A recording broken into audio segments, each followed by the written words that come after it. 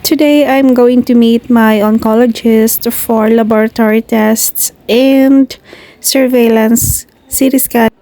Medyo kinakabahan ako. Heto, nakuha ko na yung mga prescription. So, today, schedule ko ng laboratory tests. Balitaan ko na lang kayo sa susunod kapag nakuha ko na yung result. Hindi ko kasi sigurado kung maging available yung result today din or bukas. Ayan, so may iba pala akong tests na kailangan ng fasting. So, hindi ko siya nagawa lahat in one day. Bumalik ako ngayon for my blood extraction. Ayan, kakatapos lang. Ngayon naman, pupunta ako sa hospital para magpa-schedule ng CT scan. Ayan, so kakatapos ko lang magpa-schedule. Meron na ako, nabigay na nila yung instructions kung ano yung kailangan kong gawin for the procedure. Pero hindi ako dito sa hospital nagpagawa nung laboratory. Kasi mas mura dun sa isang diagnostic center.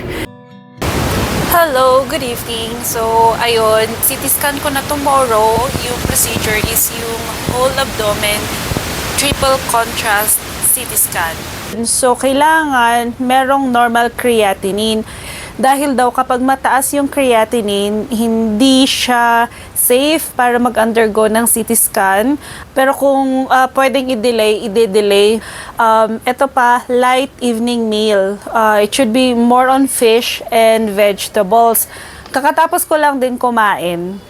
It was light naman, I think. And then, 1 hour after dinner, take 2 tablets of Dulcolax or yung laxative. And then, no eating from 12 midnight. At kung hindi daw mag-work yung Dulcolax, optional daw ito, 1 suppository at 6 a.m. No breakfast kasi ang CT scan ko is at 9 o'clock. Full bladder before the procedure. Tapos, bring old results like old CT scan, MRI, colonoscopy, endoscopy, ultrasound, x-ray, biopsy, etc.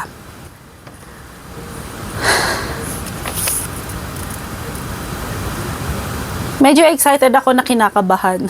Kinakabahan paano pag kunwari may makita na abnormality, ganyan.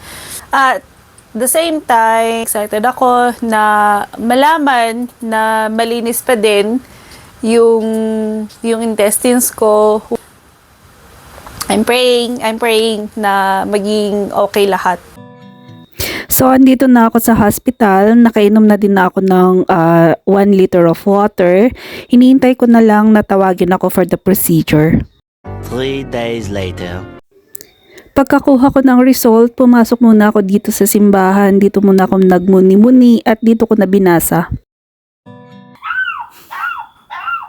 Ingay ng aso.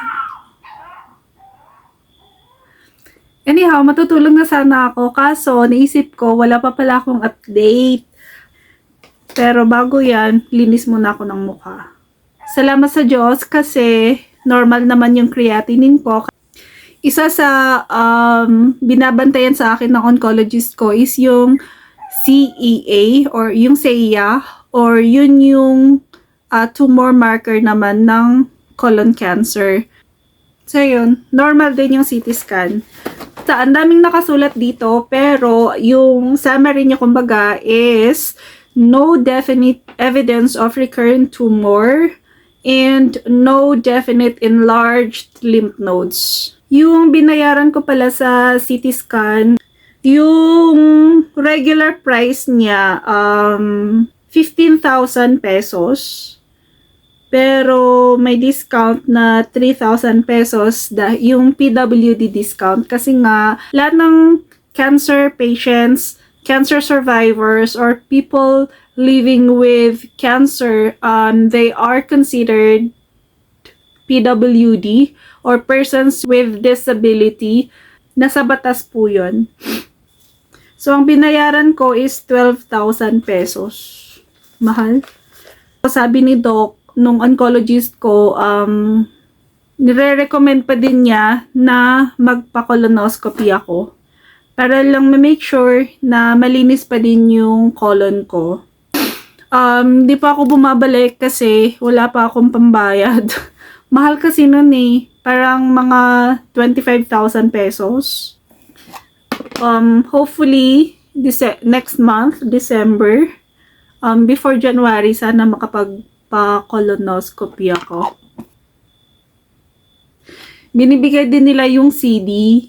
DVD pala, hindi CD. Kasi CD yung sa music, audio. Tapos DVD yung video. Tama ba? Ewan. Basta. So, yan ang update on my first anniversary na cancer-free.